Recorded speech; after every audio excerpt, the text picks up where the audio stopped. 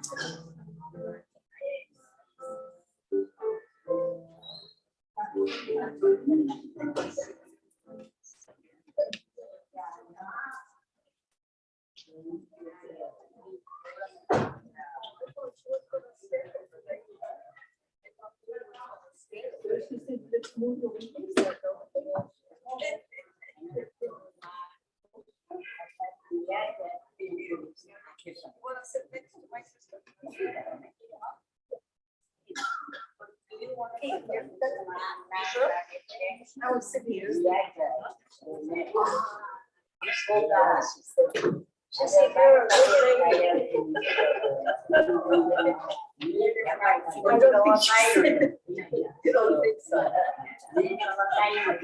I know that. Are you here or is your kids here? Nobody's here.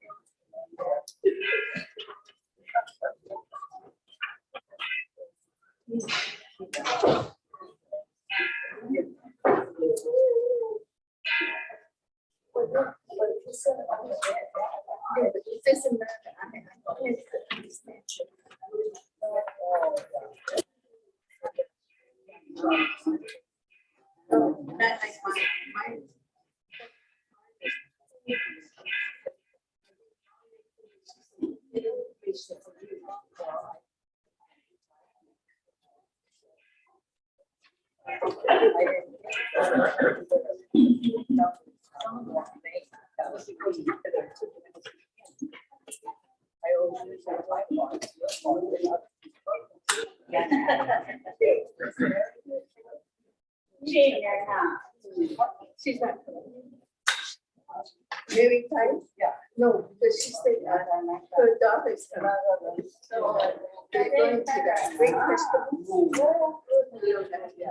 Okay.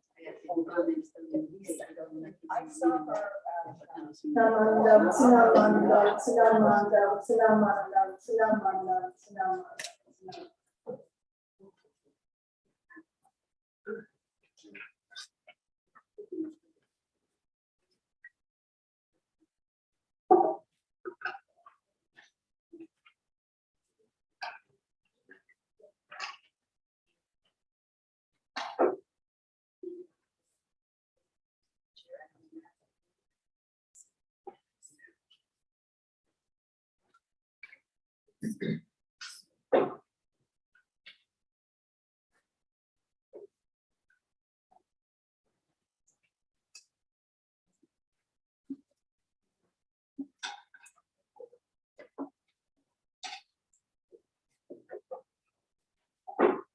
morning.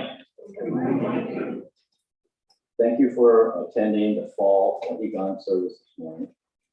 I'm sure both our sensei and our Ohigan guest speaker, Reverend Dr. David Matsumoto, will provide us with the Buddhism meeting of Ohigan. So I'll keep mine brief. For me, it means to be kind and listen, to set aside anger and ignorance.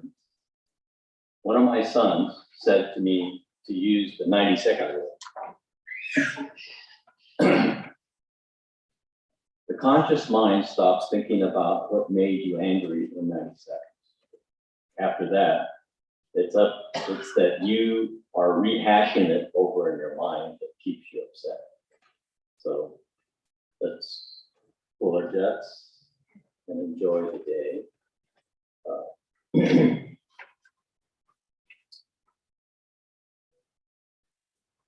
Right, if you will join the sensei in Sambu Jo, it's in the service book inside the front page.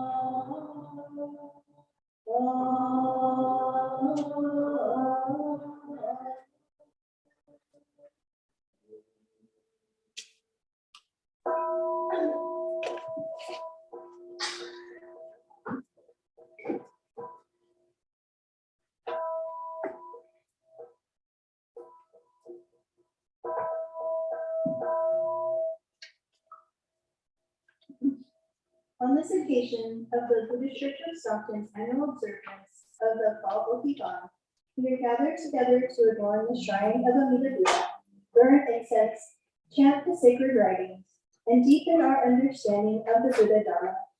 During both the spring and fall equinox, when the hours of day and night are equal, the sun symbolically rises in the east and sets in the west toward the direction of the Pure Land. We gather to listen and meditate upon the teachings of the Buddha Dharma as clarified and transmitted to us by Shinran Shonin. Please join me in Gassho.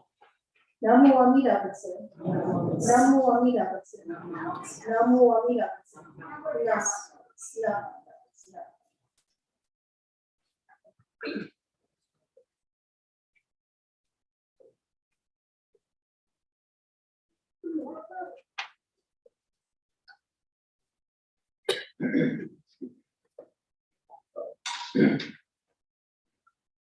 If we please stand for Gata, when we see the golden sun, service book 227, also included in this program, followed by a feature.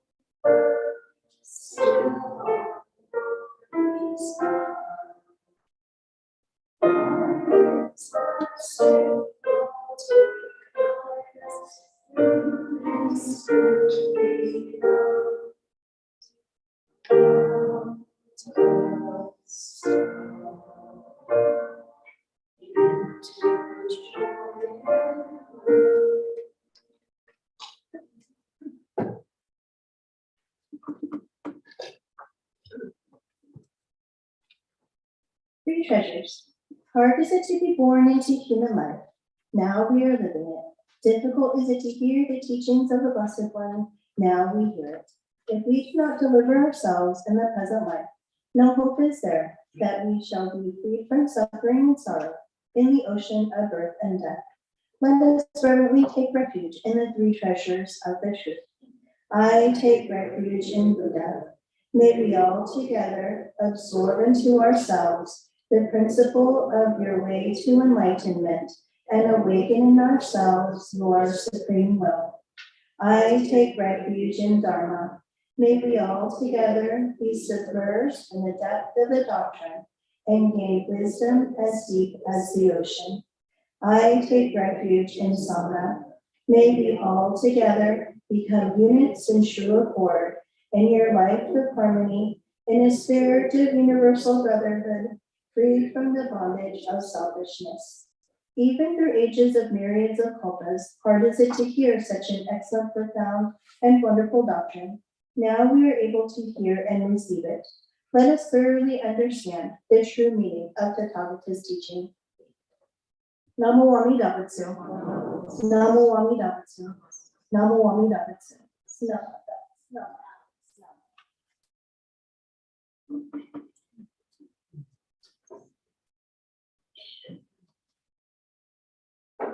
Now we'll have secret chanting, you say here, service book, page 95. It's also in this book.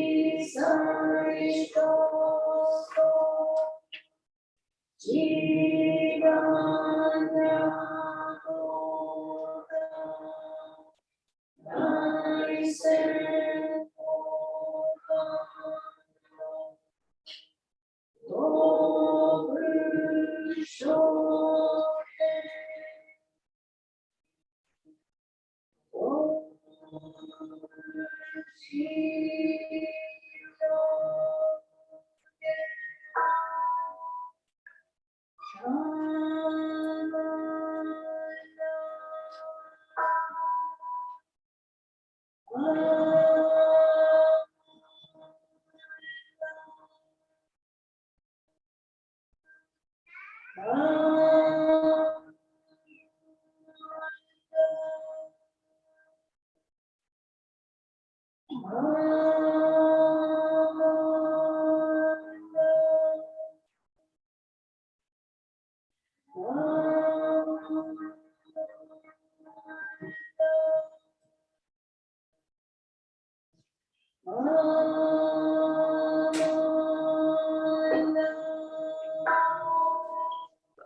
can't.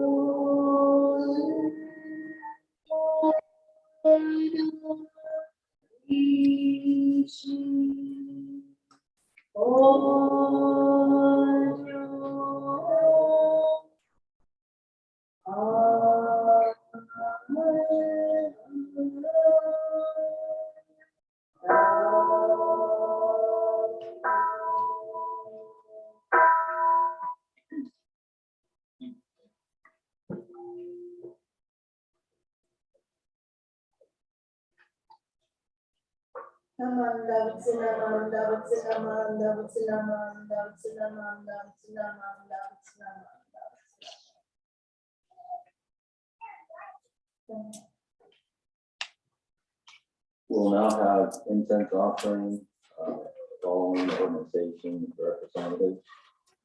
Dharma School student, Andrew Kawaguchi.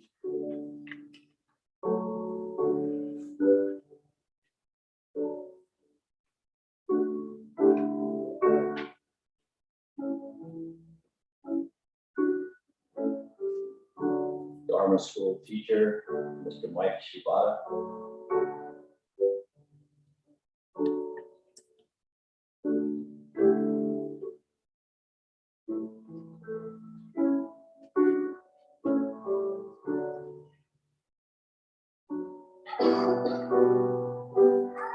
Sangha Club, Derek Yu.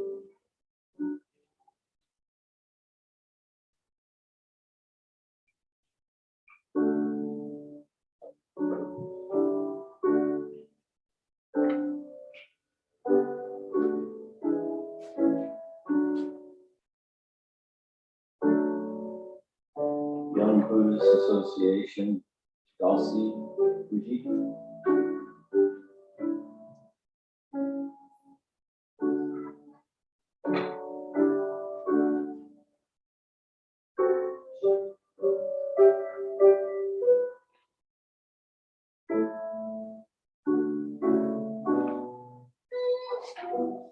Young Adult Buddhist Association, Dr. Alan Kawaguchi.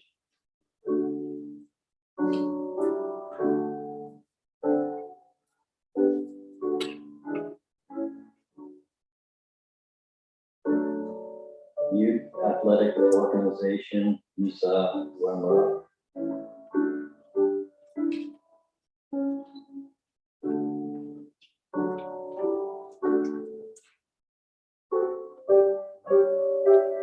Adult Buddhist Association, Dolores Matsumura.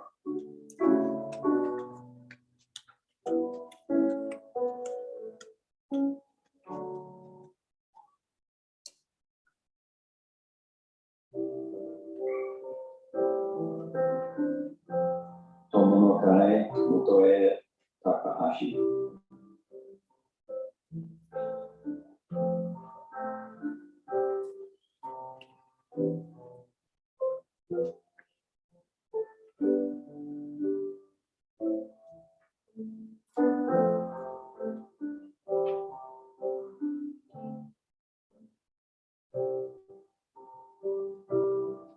Stockton Ukyo Taiko Chris Kugel.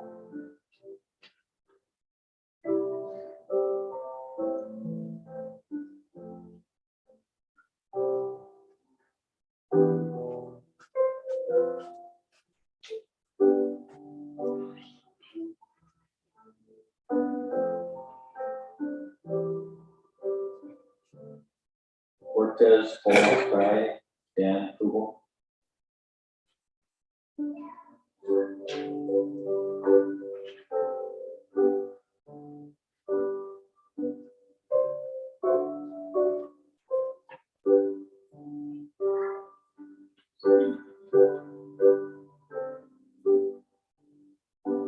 Stockton Buddhist Women's Association, Sachi Yanokita.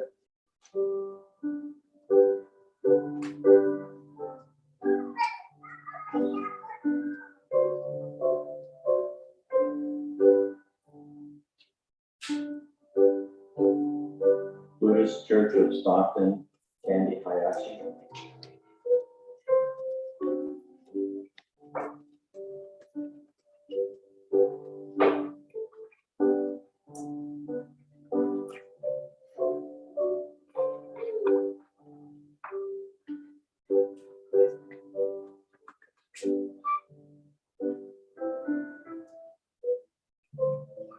Thank you. Our sensei will now introduce our fall Ohigan guest speaker.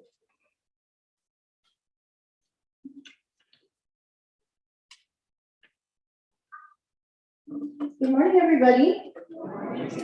It's so wonderful to see all of you today, and I told Sensei, oh, it's because you're here. So that's why we're bringing everybody out to welcome Reverend Dr. David Matsumoto back home. As you know, that he was our previous minister, and this was during a time that I was probably causing my parents a lot of trouble because I was a young, probably middle schooler going into high school. But for those of you who haven't met Reverend Matsumoto yet, I just wanted to just give a little bio on Sensei. So you may not know, but Reverend Matsumoto was a lawyer. He served as an attorney prior to becoming a minister. And he returned to the US after his diligent study in 1989 and had his orientation as a minister in Los Angeles from May until June of '89. And so he came to Stockton to serve as our minister in '89 until I think Sensei said 95. So I think about these years in regards to when I was in high school. So I was a junior in high school at the time. I graduated in '96. So I probably was giving my parents a lot of grief back then, which I'm sure he probably knows about because, as you know, my mother served as the secretary of the temple and they became good friends. And I'm sure he was a sounding board for my mom when I was probably getting into all of my trouble. But all kidding aside, I'm surely Reverend Matsumoto was a dear friend of my mother and of course my father. And really it was because of Reverend Matsumoto and the way in which he was able to share the Dharma to each and every one of us, where I had a little bit of an inkling of wanting to go into the ministry in middle school. However, I had other opportunities to learn about psychology and sociology. So then I went into counseling psychology at first. However, when my mother passed away, it was a very trying time for me. And Reverend Matsumoto, including Reverend Hasegawa, were the ministers who I turned to for a lot of consoling and to explore my grief. And of course, Reverend Matsumoto was the first person who I had contacted as he was serving at the Institute of Buddhist Studies. And of course, somebody who I can entrust all of my feelings and being able to share so many of the things that were on my mind after my mom had passed away. And so I do owe Reverend Matsumoto a heartfelt, deep appreciation, words of appreciation for the path that he has given me, not only as my parents' good friend, as a mentor and minister here in Stockton, but also as my mentor when I attended the Institute of Buddhist Studies. And actually, he had to read my thesis as well as he was on my thesis committee. So thank you for passing me. I appreciate that. Because now I'm able to be a minister because of Reverend Matsumoto and my other advisor and our great teachers. But as you may know, Reverend Matsumoto is now serving as the president of the Institute of Buddhist Studies and is sadly, he's going to be retiring. I'm sure he's not sad. I'm sure he's very happy to enjoy his retirement and write many wonderful books after retirement. But we are very, very fortunate to have Reverend Matsumoto not only as a minister within the BCA, but also as a very beloved leader at the Institute of Religious Studies. So I know we're all overjoyed to hear his messages today, both for the children and for the adults as well. So without further ado, sensei yoroshiku onegai shimasu.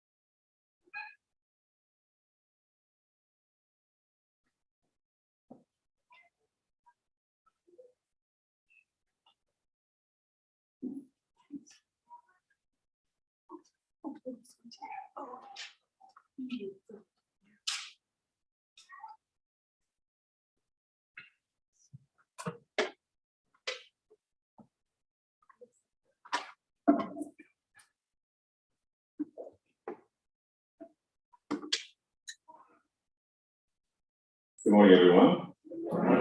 Getting ourselves combobulated here.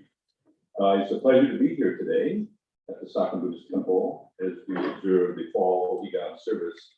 I'd like to thank Reverend Chibata for a very, very kind introduction. As she mentioned, I've known Reverend Chibata and her family for a great many years and have been very, very what's the word? It's just very pleased to be a part of her family, but also be a part of the family here at the Saken Buddhist Temple. I've really enjoyed seeing some good friends this morning. I look forward to seeing more people as the day goes on. And really want to, again, thank you for inviting me to be a part of today's service. Certainly brings back a lot of memories coming back here to Stockton. I have no idea when the last time I was here. That's what happens when you get old. I can't remember what I had for breakfast, let alone when I was here last. Probably a few years ago. But it's always a pleasure to be back. This is a time. This is a place that means a lot to me and to my family.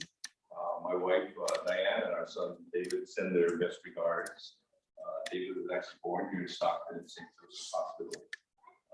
The Dark is still here, and we had many good times, made many good friends.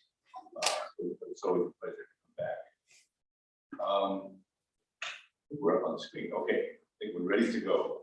I'm trying to figure out how to work this works, so bear with me. I'm very low tech, and so when it comes to trying to understand anything, it's really difficult. So, sorry. I made this.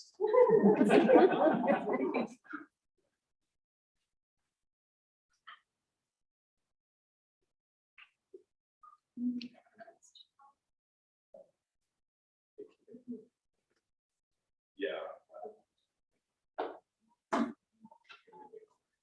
That's actually good. That's actually good. Thank you very much. So today we are observing both the fall Ohigan service and give a message for the Dharma School students and for the adults. My title for both of them is Remembrance, Remembering and Being Remembered. But they're really going to be two related but separate talks, if that's okay with you. Today we are observing Ohigan, and in Jodo Shinshu, Ohigan is also referred to as Sambutsu-e, a gathering to praise the Buddha.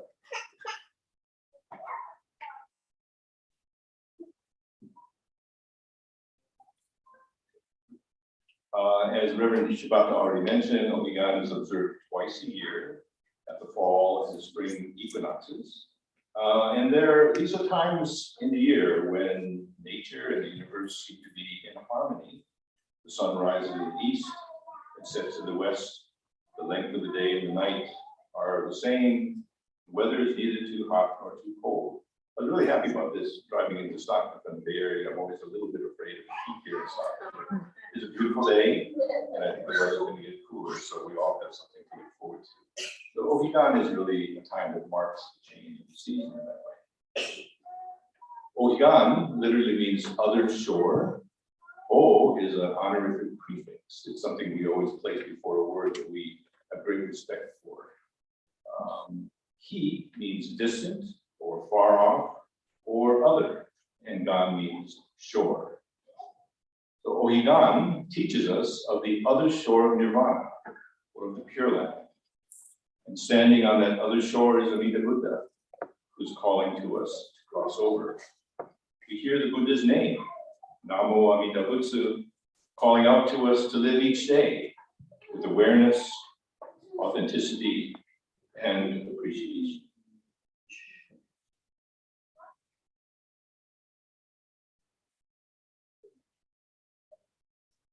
Ohigan also teaches us about harmony and about our interconnections. Ohigan is a time in which we appreciate the countless connections that we have in life, the countless connections that we share with many, many persons in our lives, persons who are with us today, persons who have passed away before us, persons yet to be born, persons we know, persons whose names and lives we do not know. We share our life with so many other people, connected to so many other people, and we live in harmony with all beings. That's also the message of Ohigan.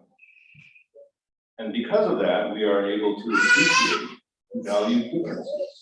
We realize that each and every one of us is unique, a one-of-a-kind person, the only person like that in the whole universe. But we also learn to appreciate our uniqueness and value our differences from others, realizing that it is the differences that's what makes life go round, that's what makes life possible. And so Ohigan teaches us that we're able to live as ourselves, together with all other beings, in mutual respect, in harmony, acceptance, and gratitude. So today I'd like to talk about that message of Ohigan by drawing upon a film. This is an anime, an animated film from Japan, which came out in 2016. It's called, in Japanese, Kimi no Nawa. In English, it's translated as Your Name. Has any of you seen this before? Nobody. All right, this is new. Yeah, I have a great. This is great. Well, I'm afraid I'm going to be spoiling it for you, but it did come out about 7 years ago. So if you haven't seen it by then, I'm sorry. I'm going to do a little spoiling. I'm going to talk about the first part of this movie with the Dharma School students, and then we're going to talk about the second part of the film with the adults. Okay, so it'll be one continuous talk on this film, but we'll just talk about the first part with the Dharma School kids. So Your Name, Kimi no Nawa, is a 2016 Japanese animated film written and directed by Shinkai Makoto. It really took the anime world by storm. It became the most popular film in all of Japan. It's like at the time, it became the top-rated anime in all of Japan. And it's been extremely popular both in Japanese and English language and others. So I'm going to I have a little clip for you that it's all in Japanese, but it's a song and it gives you sort of a visual and oral introduction to this film, Your Name.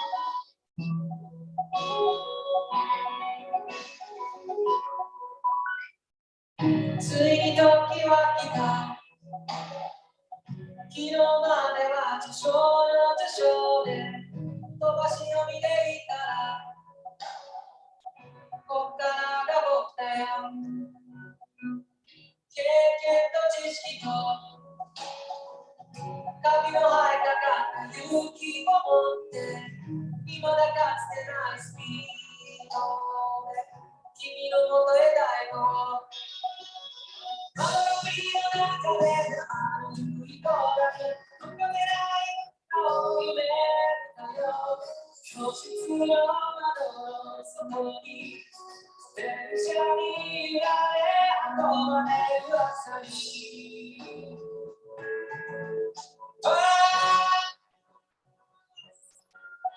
運命など神ないとかって言葉がどれだけでも伸ばそうと届かない場所で僕ら恋をする時計の針も二人を横目に見ながら進むこんな世界を二人で一緒にやった情でも生き抜いていこ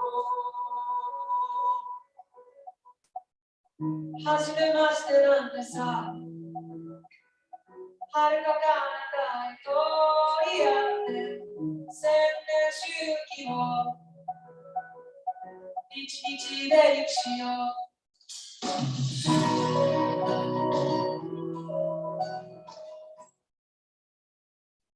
Well, thank you. That's just a brief introduction. It's a little trailer I think they had in Japan long ago. Gives you a kind of an idea of what the story is about. There's a lot to it, and we're not going to be able to touch upon all the details, but it was a really popular anime film.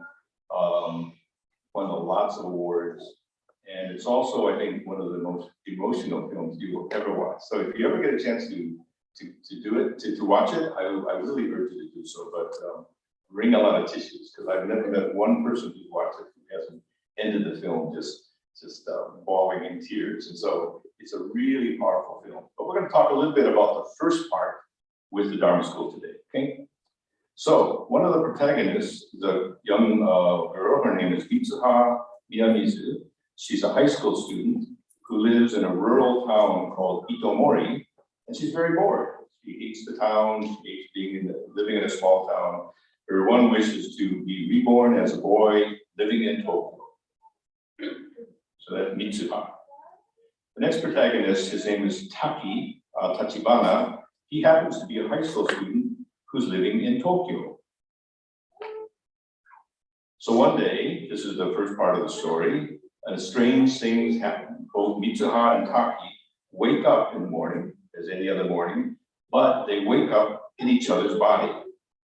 This doesn't happen all the time, maybe once a week. It kind of happens irregularly, but they wake up in each other's body and they have to live through each other's day. And then usually when they would go to sleep, they would return to their original bodies. This, of course, created a lot of shock, a lot of confusion, and a lot of anger and disappointment. These are two teenagers, and so you can imagine there's a lot of teenage hijinks that ensue in the movie.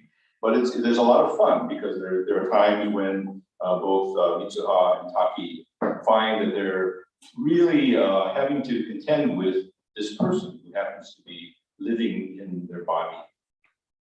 So one of the first questions they come upon then is, who are you? Because who is this person who's now invaded my life? For Mitsuha, suddenly there's this boy living in her body, and he doesn't know where she goes to school. He doesn't know her friends. He doesn't know her family, and so he's making all these mistakes, causing all this problems. The same thing is true of Taki. There's all this confusion, and this leads to all sorts of situations where they're trampling on each other's lives. They're making mistakes and getting people angry at them. And so their big question in the first part of the movie, who are you? Who is this person? And sometimes they get angry at each other because of that. But as the film goes on, they start to come up with strategies of how they're going to cope with this situation. They leave notes for each other on their phones, in notebooks, or even writing on their hands. They figure out how they're going to get by. And little by little, they come to understand that they're changing. They're learning something about themselves. Part of the film is that Mitsuha brings a more feminine side to Taki, more sensitive, empathetic side to Taki. Taki brings a more sort of assertive side to Mitsuha. So Mitsuha is able to speak up in times that's necessary. So they're beginning to influence each other's lives. And because of that, they're beginning to wonder, to start to think about who they really are. Who is this person that I thought I knew all this time? Because suddenly, my whole world is turned upside down, and I really don't know who I am. And so that becomes the second question of this film. Not just who are you, but who am I? Who am I really? Am I this person that I always thought I was, or is now this new life that I'm encountering, or this person who's living in my body is encountering, is changing the way I see myself, changing my identity, changing my outlook and perspective on life. But as the film goes on, they start to realize that the connection grows stronger and stronger, that they're really bringing something very important to each other. They're helping each other grow. They're helping each other learn. They're helping each other understand different perspectives and different viewpoints. They don't see the world in the same way that they originally did. Taki is now able to see things in a way that is more understanding of a girl's point of view. Mitsuha is able to now go out and be more alive and more assertive in life, and she was always holding back. They're now beginning to impact and change each other's lives, and they realize that they're connected. It's not simply who are you or who am I, but they realize that we're connected. We're connected even though we don't really know each other. And so this is really, I think, the first part of the film. This is the real strong message that we're connected. We're all connected. Okay, not simply just Taki and Mitsuha, but all of us who interact with other people. We're connected with our families, with our friends, with our teachers. We're connected with people that we know, and even people that we don't know. People who are alive today, people who have already passed away, people yet to be born. We come to understand this infinite connection with many, many people who make us what we are, who allow us to live, who allow us to grow, who allow us to change. And as we come to this deeper understanding, we understand that we're connected in harmony. We're connected, we're not all the same, we're all different, we're unique, we're one of a kind in the whole wide universe. Yet because we're connected, we interact with each other. We're able to give to each other, to receive from each other, to learn from each other, to teach each other.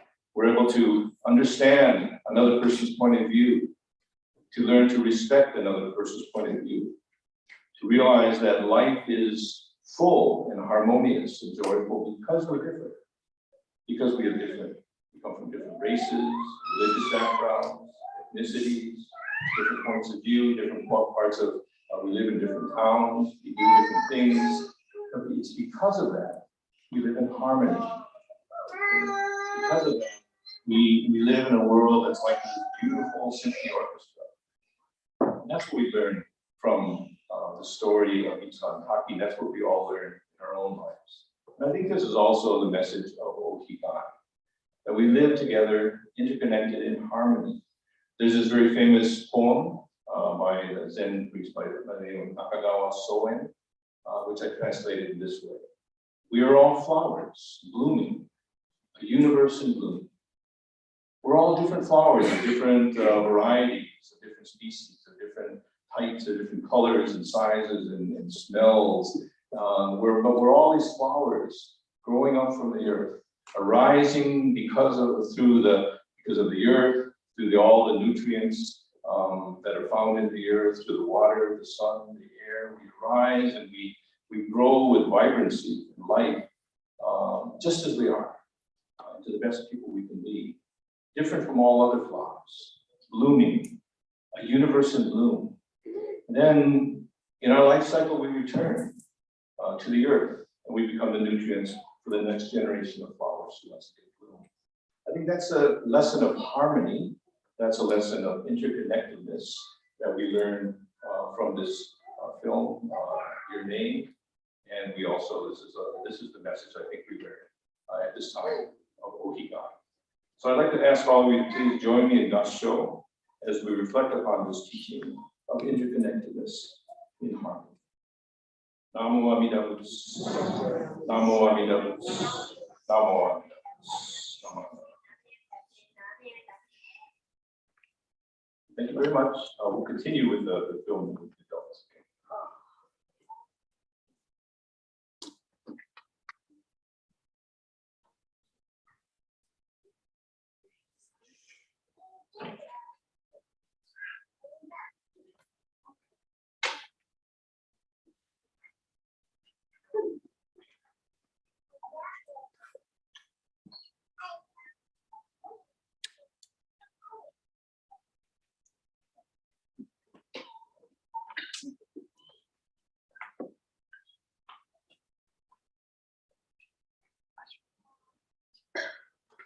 Now we'll have our pledge and service book inside.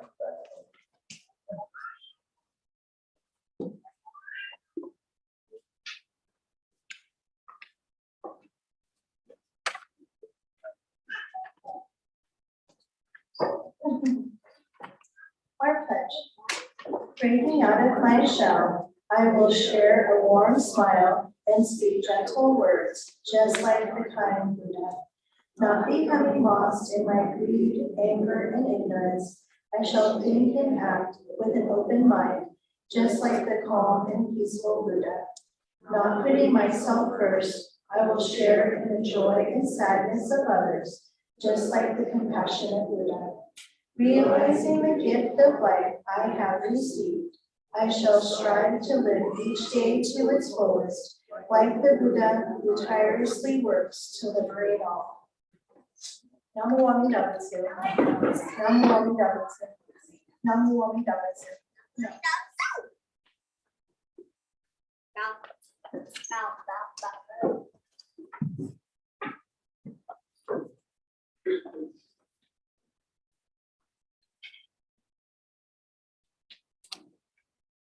Thank you, Senses. Thank you for all for attending and participating in the fall Ohigan service. There's quite a few announcements.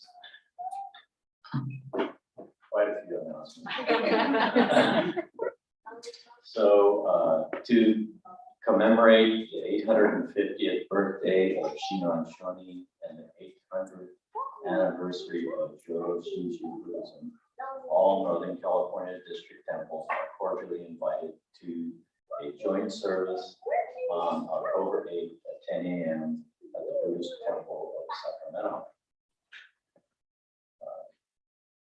We have all seen the devastating footage of the fire in Maui, and watched in disbelief as the historic town of Lahaina and surrounding areas have been destroyed.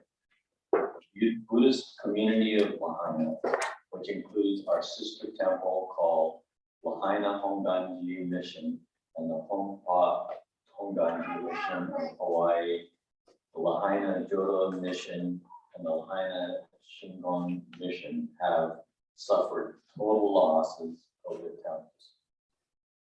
In response to the fire that has devastated Maui, the Buddhist Churches of America has put in place the following disaster relief effort to help support our Dharma friends in Hawaii through our VCA Social Welfare Committee. Here's how you can help. There's 3 ways.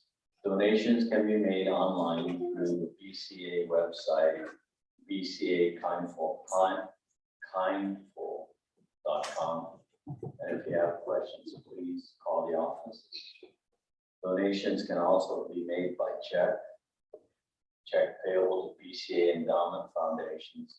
Please note on the memo line, Maui Relief.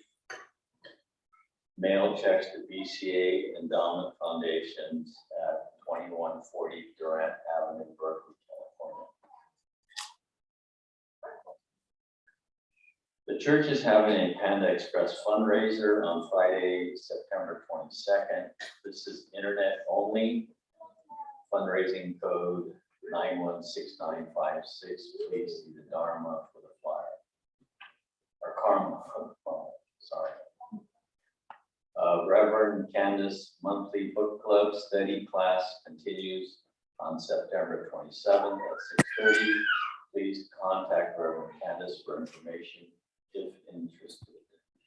Current book is Buddhism of the Heart by Jeff Woodson. The chicken teriyaki has been canceled for this year. All monies that were sent in will be returned. Mochitsuki will be on November the 19th. More information and order forms will be in the office, in the Karma, and at the church lobby starting in October. Don't forget to support your temple. Please order your gift cards through the temple. The Amazon Associate has replaced Amazon Smile program. Let's keep money flowing back to us with this program. Contact Nicole in the office.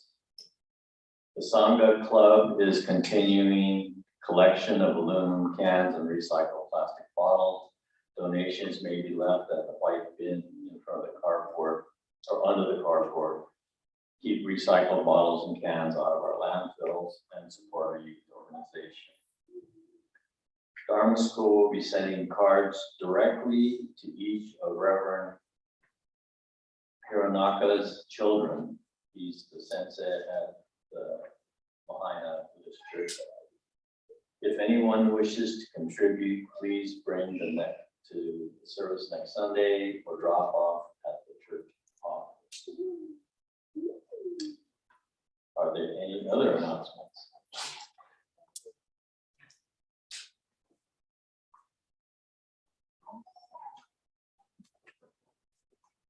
I know I should have had the.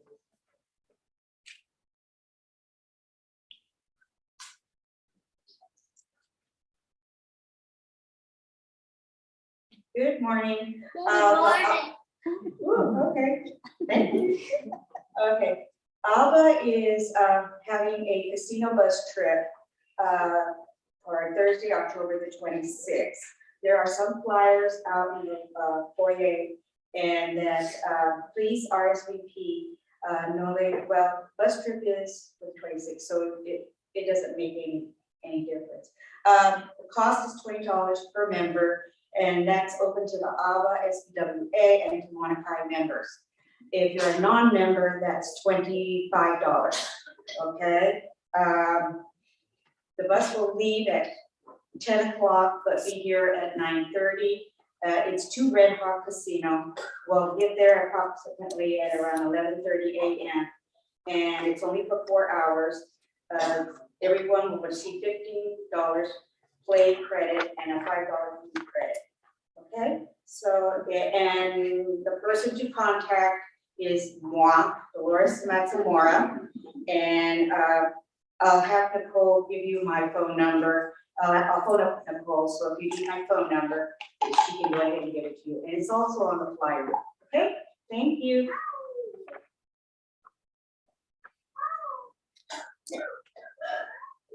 Are there any more announcements? With that, I'd like to thank Reverend Dr. Dave Matsumoto and our sensei for providing our service.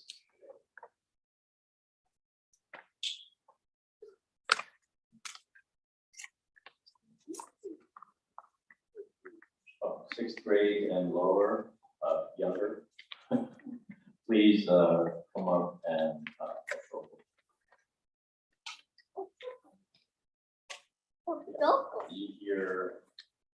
the rest are welcome to stay for the balance of our message.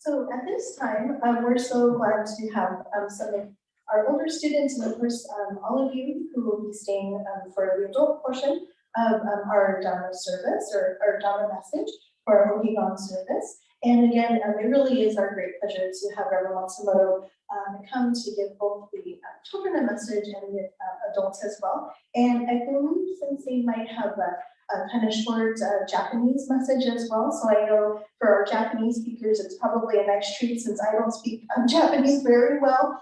I wouldn't want to embarrass myself to have to give a Dharma message in Japanese. So we are very, very fortunate to have Reverend Matsumoto again speak to all of us in so many various ways.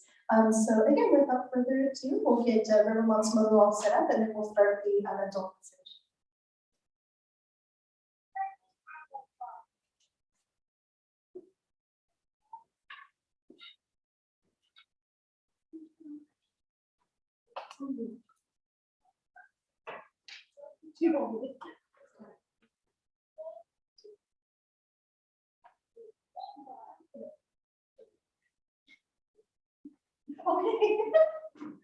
Okay, so I apologize. In our emails, we were talking about Japanese, but Sensei may not give a Japanese message to me. So I think I just put him on the spot, so I apologize deeply. But I hope, his message kind of reaches all of us.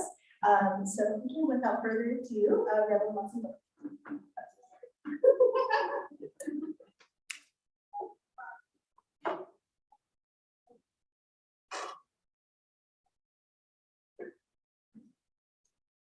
Hello once again. Sorry about that. We're getting our act together here. Anyway, thank you very much again for allowing me to be a part of this year's fall Ohigan service.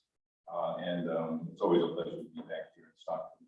I'd like to continue on with the talk. And the title then is, as I mentioned before, Remembrance. Oops, sorry, too far.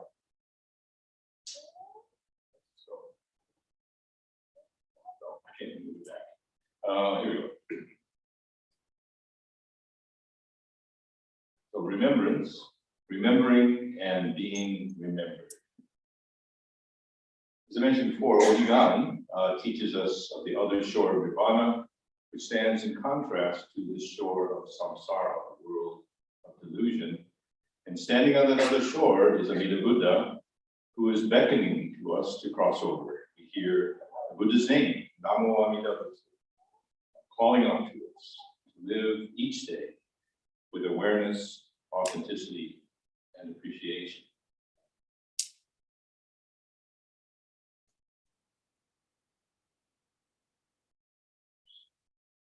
Ohigan is also a time for us to appreciate, as I mentioned before, with the Dharma kids, the countless connections that we share in harmony with countless beings in our lives, persons who are living with us now, persons who have passed away before us, persons who are yet to be born. Buddha teaches us that we are truly able to live in harmony when we're able to know that each one of us is unique and yet also interconnected with everyone and everything else. We're able to appreciate and value differences between ourselves and others. We're able to live as ourselves together with all other beings in mutual respect, acceptance, and gratitude. I think it's the real teaching of the Buddha. That's really the Ohigan message, once again. So this year, at the 2023 Fall Ohigan service, the members of the Sakya Buddhist Temple have gathered together in joy to receive the Dharma in the presence of Amida Buddha, the embodiment of countless wisdom and compassion. We also receive this opportunity to remember all of those who have passed away before us. We reawaken memories of them within our hearts and reflect in gratitude on their continuing influence in our lives. So indeed, Ohigan is really, it's a pan-Buddhistic service or holiday. Just about every school of Buddhism in Japan observes Ohigan in a variety of ways, with a variety of customs. For the most part, again, there's a reflection, a deep sense of reflection on the other shore of nirvana, on the Buddha's working of enlightenment. But it's also an opportunity for many people to remember the loved ones who have passed away before them and crossed over to the other shore. There are very similar customs to that of Ohigan. People will go to the gravesite, they will have services there. One of the favorite customs in Japan is Ohagi, which is sort of a custom for all Ohigan. So there are a lot of both religious and other cultural customs that arise within Ohigan and through Ohigan. In many ways, it's just to emphasize a sense of connection we have with all persons living, those who have passed away, those yet to be born. It's also an opportunity for us to experience remembrance. That's what I want to talk about today. At this fall Ohigan service, we have gathered together here to share an experience of remembrance.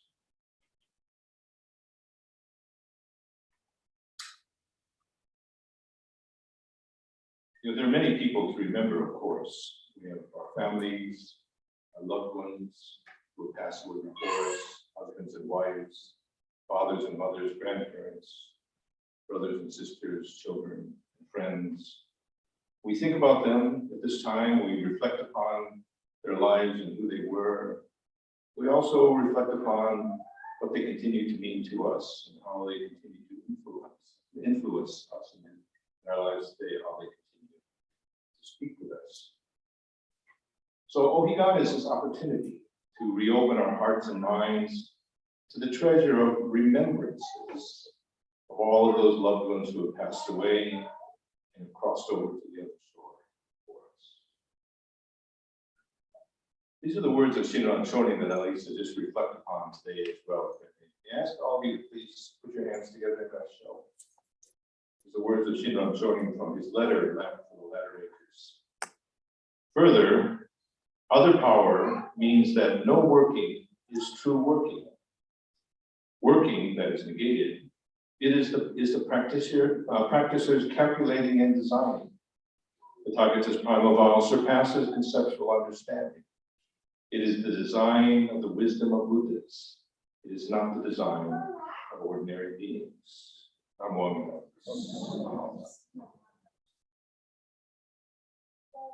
Now this is a little bit hard to understand, so let me sort of kind of rephrase it. The sense of working, or in the first sense, means that we abandon our calculation. We abandon thinking that we can attain birth in the Pure Land and the other shore through our own efforts or designs. True working, that is the second sense of working, means that only Amida Buddha's wisdom and compassion will truly bring all beings to birth. Now, this is still a little difficult to understand. And so today I'd like to talk about the sense and to talk about Shinran's teaching in the meaning of Ohigan by reflecting on the experience of remembrance. So what is remembrance? Usually it means that we remember someone or remember a thing or remember an experience from our past. And perhaps part of remembrance is we experience a sense of longing. We long for that person's presence, for the touch of her hand, the sound of his voice. And remembrance also involves our wish to be together again with our loved ones, with that person, here and now, and also in the future and forever. As we continue, however, to reflect upon this experience of remembrance, I believe that we come to a very, very important understanding. That whereas we think we are the ones remembering our loved ones who have passed away, in fact, the reality is that we are the ones who are being remembered. We come to understand and appreciate all of those people, the places, the experiences that have allowed us to live our lives today, to be able to be who we are today. We come to realize how the hearts and the minds, the love, hopes, sacrifices, dreams, and faith of those who have gone before us continue to live in our hearts, dwell in our hearts. They live in our lives and form the very foundation of our futures. That's what I mean to say, that we are the ones who are being remembered. It's through this experience of remembrance that we come to reflect upon our own lives. We come to hear the teachings of the Buddha, the Shinran Shonin, who taught us of the boundless wisdom and compassion that support and embrace our lives, who urge us to entrust ourselves to the primal vow of Amida Buddha, so that we may live our lives today fully, joyfully, with harmony, respect.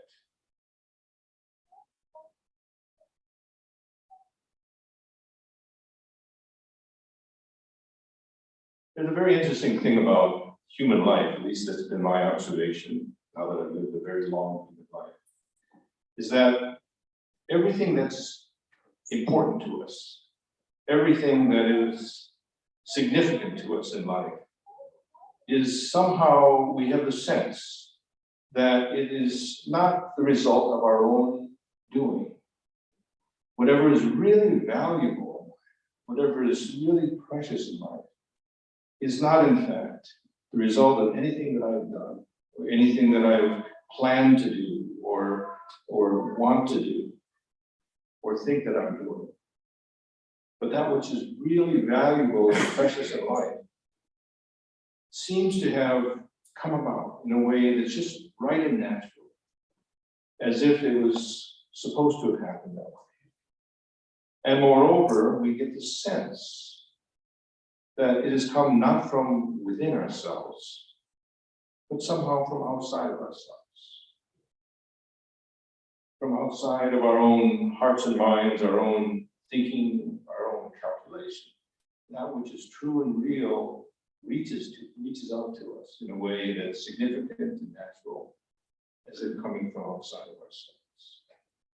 And our being human, our being able to live our human lives, I think is very much happens in this way.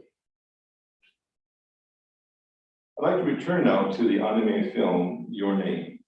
Again, we started it with the Dharma School kids, so I won't cover that first part. Let me just say that the film is a really fascinating, has a really interesting structure. It starts out in the way that I described it to Dharma School children, Dharma School students.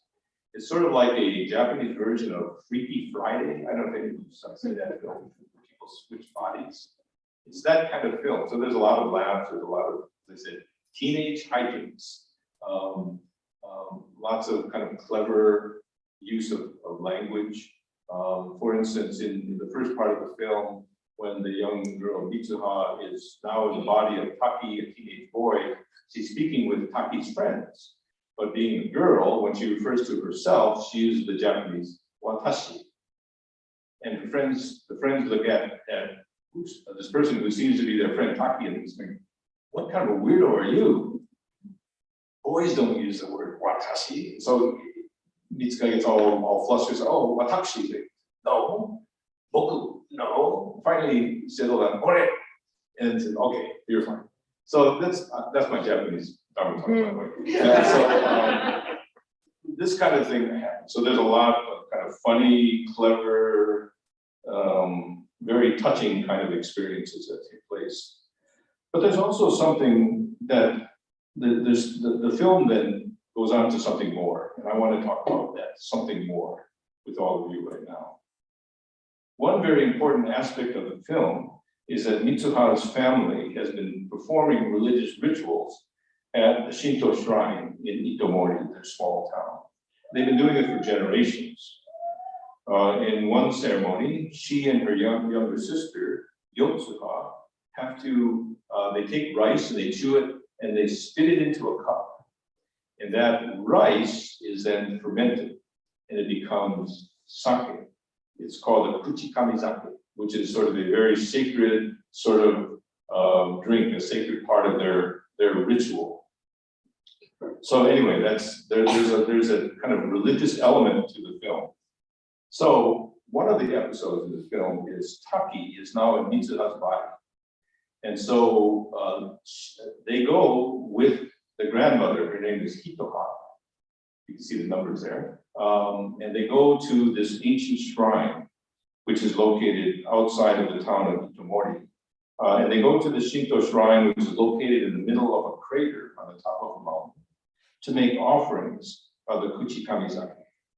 And because the grandmother explains that the deity of that shrine, against a Shinto shrine, is believed to rule over both time and the connections between human beings. So this is one of the episodes of the film. Later on, Mitsuha tells Taki, they're communicating by phone or other kinds of messages, tells Taki that there's an upcoming event that's going to occur. There's a comet called Tiamat that is expected to pass near the Earth on the day of the autumn festival, which is the next day. And so this is something that both of them plan to then experience, this comet that is flying by the Earth. Taki, however, he begins to realize that because of these connections that he and Mitsuha are developing, he's falling in love with her. And I think she feels the same with him. She's falling in love with him. And so he decides that he's going to call her. He figured just a phone call away. He has her number. And so he's going to call her to talk with her, to let her know how he feels. So this is the night before the comet is, or the day before the comet is set to go by. But he can't get through. The number is disconnected. And almost immediately, the body switching stops. Just as suddenly as it began, the body switching stops. So, desperate now, Taki wants to go find Mitsuha.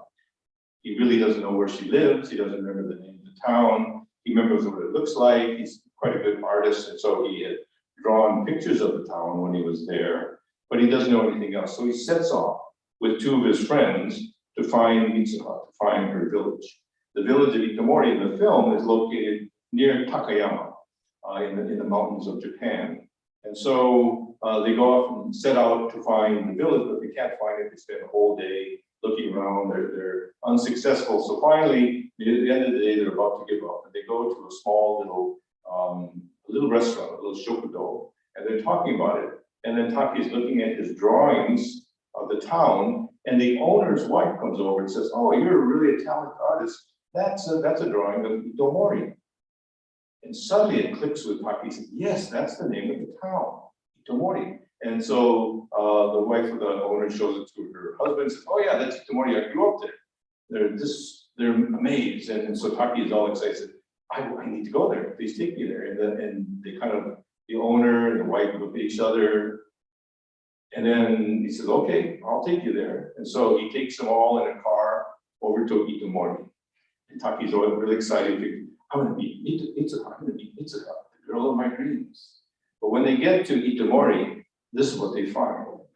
They find not the one lake that he had drawn, but two lakes created by, they're craters created by a comet that had struck the town. And he's dumbfounded as he looks out there looking at this. The town has been destroyed. There's no Itomori. He says, wait, that can't be. We were just exchanging messages. He looks at his phone, and as he's looking at it, all the messages in the phone are disappearing. And so he said, that can't be. What's happening? We just messaged yesterday. And then his friends and the owner of the restaurant said, that's not possible. Because a comet destroyed the town of Itomori 3 years ago. So this is how now the whole film takes on another different, goes to another different dimension. Because Mitsuha and Taki had not only been exchanging bodies over space, but they've been doing so over time. What they found out by going to the library is that the comet had hit Itomori on the day of the autumn festival, destroying the town, killing 500 people. And they looked through the records of the death of the town, and they found the name of Mitsuha. Mitsuha had died 3 years ago. That's exactly the time in her life when the messages, their switching bodies stopped. This film goes on. I won't go into all the details, but Taki realizes he's beginning to lose his memories of Mitsuha. He can't remember certain things experiences they had shared or ideas that they had shared. He was starting to lose his ability to see her face. And so he was even more desperate. And so he remembered that he was in Mitsuha's body when he accompanied her grandmother and sister to the Shinto shrine up in the mountains. And so he ran up there as fast as he could. This is Taki now. And he goes to the shrine, which is still there, and he finds the sake, the kuchikami sake that Mitsuha had left there 3 years ago. And in desperation, hoping somehow to connect with her again, he drinks a cup of sake. And then he goes into this vision. He begins to see all of the different aspects of Mitsuha's life. He begins to see all of her family and their connections with the shrine. And he also begins to see that 2 days before the comet had hit, she had gone to Tokyo to meet him. And that somehow they had met on a train, but this is 3 years for Taki before they begin to switch bodies. He didn't know who she was, but she knew who he was or he was going to be, and so she left with him the string, this ribbon from her hair. And he looked down and he had kept that ribbon, and he had wrapped it around his wrist, and he kept it for those 3 years. So this is, I'm getting more detail than I meant to, I really like the movie anyway. So this is what's going on. And then Taki then, the next day, something marvelous and remarkable happens. He once again wakes up in Mitsuha's body. The comet hasn't hit yet, and he realizes it's going to hit the next day. So he says, there's something I can do. I can go around and warn people in the town to get out. They have to evacuate the town, otherwise they're all going to be killed. And he starts running around in Mitsuha's body to do this. He enlists two of Mitsuha's friends to hatch a plan to get everyone to evacuate. And they put that plan into effect. At the same moment, Mitsuha wakes up in Taki's body. Taki is still in the shrine in Itomori. And she finally understands what's going on. And so she runs up to the lip of the crater, looking for Taki. She's in Taki's body. She's looking for Taki in Mitsuha's body. Taki is doing the same. He's in Mitsuha's body, looking for her. This is confusing. I'm sorry. So this is from the film. They're both on the lip of the crater, looking for each other, but they can't find each other because they're in different dimensions. They're existing 3 years apart, so they don't see each other. However, this magical moment occurs. It's what in the film is the time of twilight, or Tasugare Doki in Japanese. And it's the twilight takes place, and in that moment, they see each other for the first time. And Taki is now in Taki's body, Mitsuha is in Mitsuha's body. They meet each other for the first time. And then, of course, they have a lot of things to catch up on. You know, they talk about some of the things that they've done together, they've done in each other's bodies. And then Taki says, you've got to warn the people of your village. A comet is going to hit.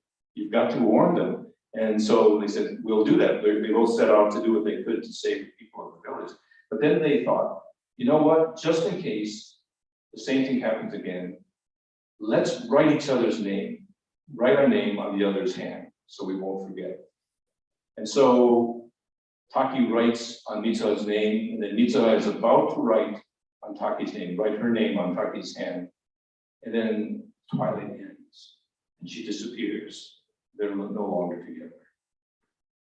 Anyway, this is like one of the climaxes of the movie. They're suddenly separated again. But Mitsuha is now in Mitsuha's body, and she realized, I gotta do something. So she runs back to the village. She tries to warn the people. Make a long story short, things don't work out so well. Okay? Her father is the mayor and a real stubborn guy. Taki is up on the lip of the volcano. He falls asleep. Then when he wakes up, he realizes that something happened, but he can't remember what it was. He tries to remember Mitsuha's name. He can't remember her name. And in the next instant, he can't remember her at all. Mitsuha running down to the village to try to save them. And she says she's starting to forget Taki's name. So she yells out, Taki, Taki, I'll never forget your name, Taki, Taki. And then the next instant, she said, what was his name? I can't remember. So she stumbles on the pavement, trying to get away to the village. And she looks at her hand where Taki had written something. And she realized he hadn't written his name. He had written, I love you. This is where the movie starts getting to be a real tearjerker. So I warn you, if you watch the film, bring tissues because you are going to be in tears. It's a highly emotional movie. It's much better than the way I'm explaining it. However, so time passes. 5 years pass by.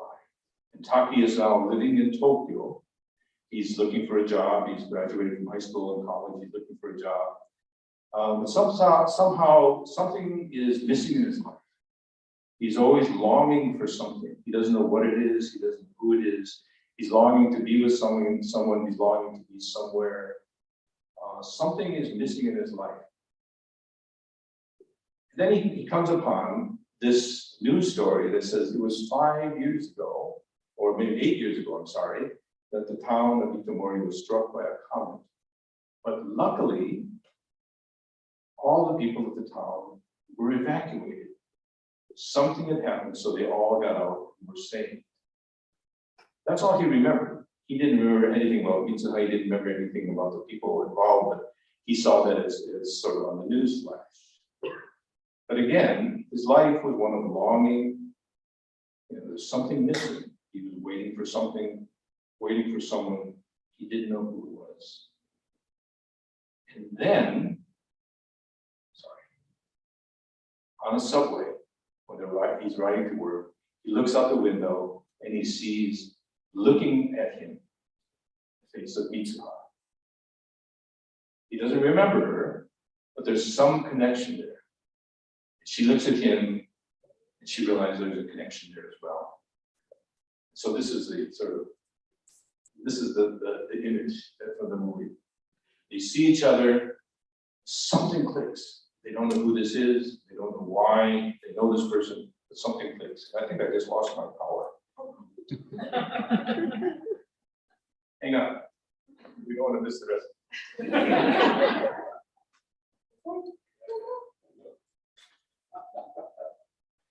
This is called a real cliffhanger. Yeah. Hang on, folks.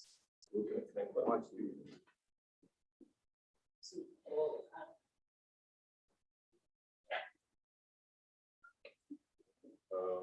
let's go down there.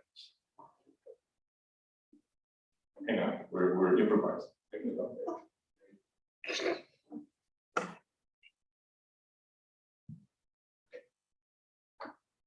Excuse me.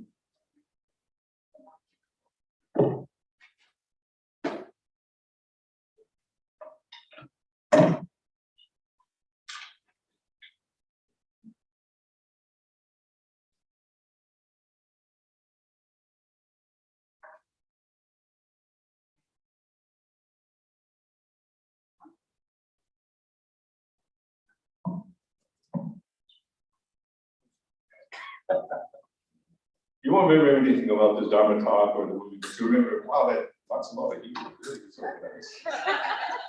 Power went out in the computer. I don't know what he was doing. Anyway, we're almost there. Okay, so this is the scene. They see each other on the subway. Something clicks. They don't know who the person is.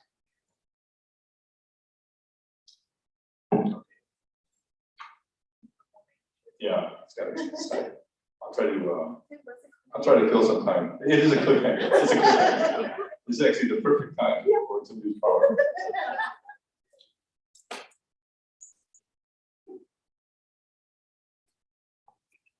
So what happens? Do they meet? They just go on in their lives? What happens in this movie? Yeah, it's probably not right now.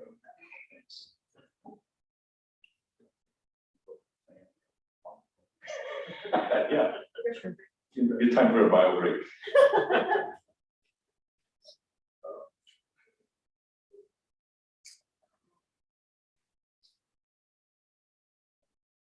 That's coming up.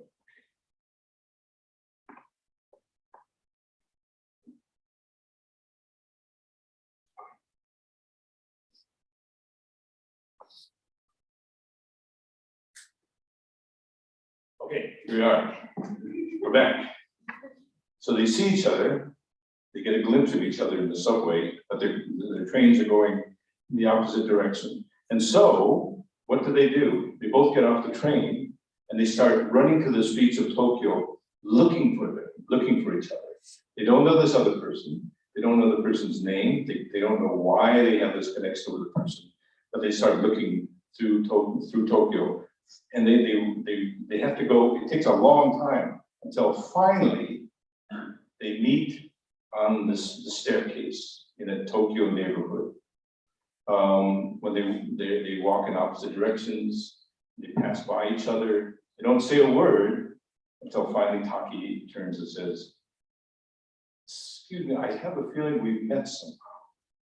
And Mitsuha says, "I feel the same way too." And at the same moment, they both ask, "Excuse me, may I ask you for your name?" And the movie ends. That's it. But I think it's not much of a good thing. You can use your imagination to decide what happens. The director, Shinkai Makoto, confirmed later on and said, yes, they met. In fact, there's another movie there's another anime film that he created in which they're now married and they have kids. Anyway, so there's a happy ending. There's a happy ending. Anyway, but I want to talk about this. This is taking more time than I thought, so let me kind of run through this. So this movie, Your Name, is also filled with a sense of religious spirituality. In this case, the religion is Shinto, the native Japanese way of the kami. However, and so part of that is Mitsuha's grandmother, Hitoha, gives this lesson about musubi. Okay? She says this, tying thread is musubi. So, in Shinto, they have these threads that are often tied in knots. This tying thread is musubi. Connecting people is musubi. The flow of time is musubi. These are all the God's power. Vibrated cords converge and take shape. They twist, tangle, sometimes unravel, break, then connect again. This is musubi. That is musubi. That is time. This is a very important passage. I'm going to repeat it because it's probably one of the most important passages in the film. Time thread is musubi. Connecting people is musubi. The flow of time is musubi. These are all the God's power. Our braided cords converge and take shape. They twist, tangle, sometimes unravel, break, then connect again. That is musubi. That is time. Musubi, I would say, or this idea of connections, is not an exclusively a Shinto idea. Okay? Rather, I think it speaks to something very universal, very human. That life exists because of connections. Connections are what make us human. In this way, Buddhism can teach us about musubi as well. So musubi, this is the kanji for musubi, can be translated in a lot of different ways. It could be a knot. It can be something that's tied together. It could be a relationship or a connection.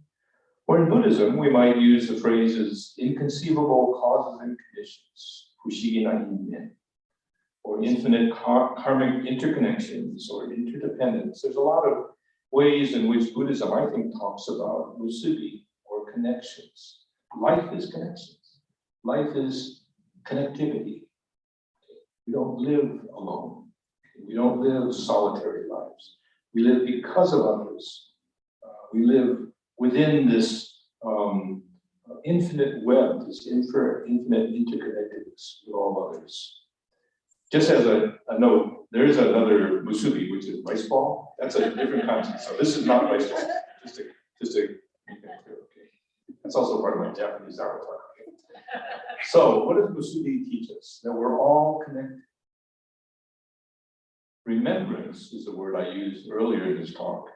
I think remembrance is a realization that our connection with others, especially with those we love, never ends. Connections carry on endlessly. They cross time and space. Connections can take many different forms. They could be physical. We can share a home or a touch. We can have conversations. We can walk hand in hand with another. They may be psychological. We share thoughts and ideas, and hopes, fears, and dreams. They can be emotional. We may share love or gratitude, anger. We may share values, joy, and sadness.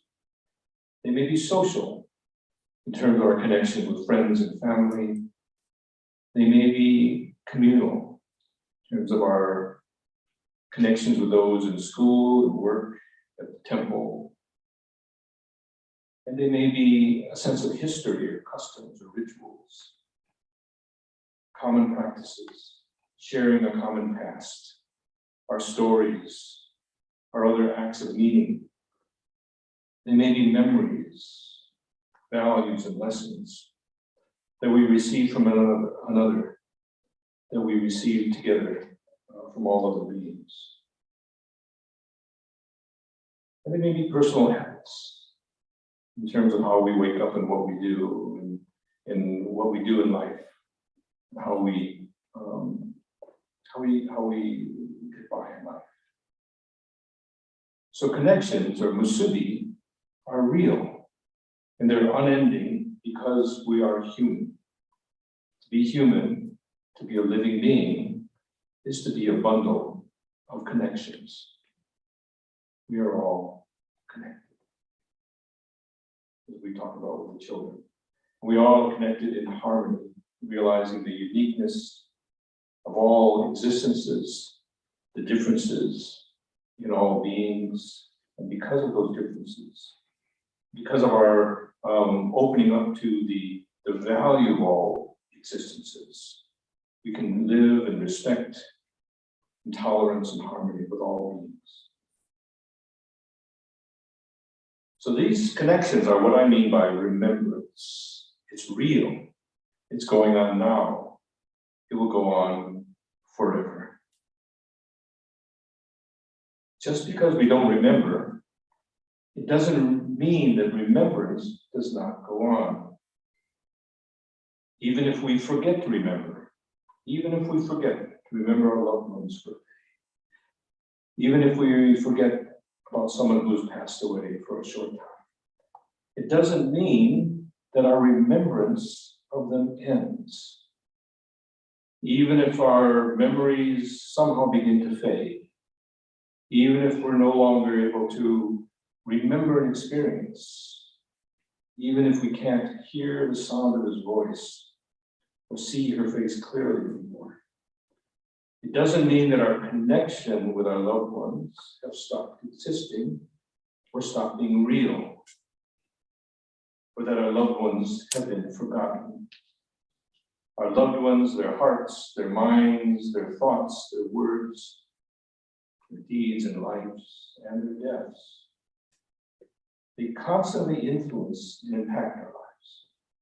Experiences shared, lessons learned, gifts received, each one becomes a brick in the foundation of our lives, here and now, and forever. They will never be forgotten because they cannot be forgotten, because they are part of remembrance, found in every one of our thoughts, words, and deeds. Remembrance or connection, musubi, is ongoing. I'd like to return, if I could, a little bit to the story of your name, just as I bring this talk to an end. In the story, Mitsuha and Taki finally meet in person at twilight on the edge of the Itomori crater. And now, having met, they vow to remember each other. They vow to remember each other's name, and they vow to find each other again. But when twilight ends, that magical moment comes to an end as well. And their magical relationship has accomplished what it set out to do. The people of Itomori will be saved because of them. But there's a price to be paid. And the price is that this magical relationship will no longer function as it had. And so they both begin to forget each other and each other's name. First with broken hearts, and then in the absence of any memory of each other. They've forgotten each other's name and who the other was, and yet a connection remains.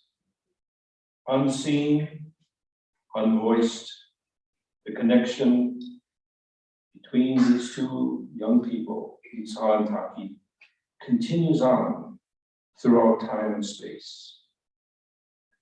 During the next 5 years, their connection only appears to them as a longing, the feeling that they are searching for someone, searching for something, for some place. For both of them, it's only that feeling, that longing, that question, which seems to remain within their hearts. And then they finally meet again on the steps of a Tokyo neighborhood 5 years later. Their shared longing reawakens their connection, which has never ended and has grown beyond themselves to the world itself. Their musubi had converged and taken shape. It had gotten twisted, tangled, sometimes unraveled and broken. And now it has connected again. And now in this moment, their connection has revealed itself again to Mitsuha and Taki and taken voice in their shared question as it reawakens and renews, as they ask each other, what is your name? Again, if you watch the film, bring tissues. It's really powerful. That's the film, Your Name. I just wanted to share it with you because it teaches us about our interconnections. Shinran Shonin teaches us that in other power, no working is true working.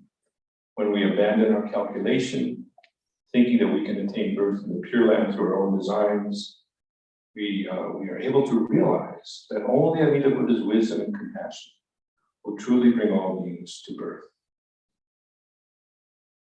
Again, I phrase this in this way, with remembrance. Remembrance is ongoing, here, now, and forever, even without our own remembering. Remembrance is truly active. It is true working. And even when we can no longer recall or remember by ourselves, remembrance goes on. And when we realize that, especially at this time of Ohigan, we come to understand that we are not the ones doing the remembering. Rather, we are the ones who are being remembered. Thank you very much again. Sorry for all of the technical problems and glitches. Please, if you have the opportunity, please watch the film Your Name. You won't regret it. Please join me now in Gashi. Namo Amida Butsu. Namo Amida Butsu. Namo Amida Butsu.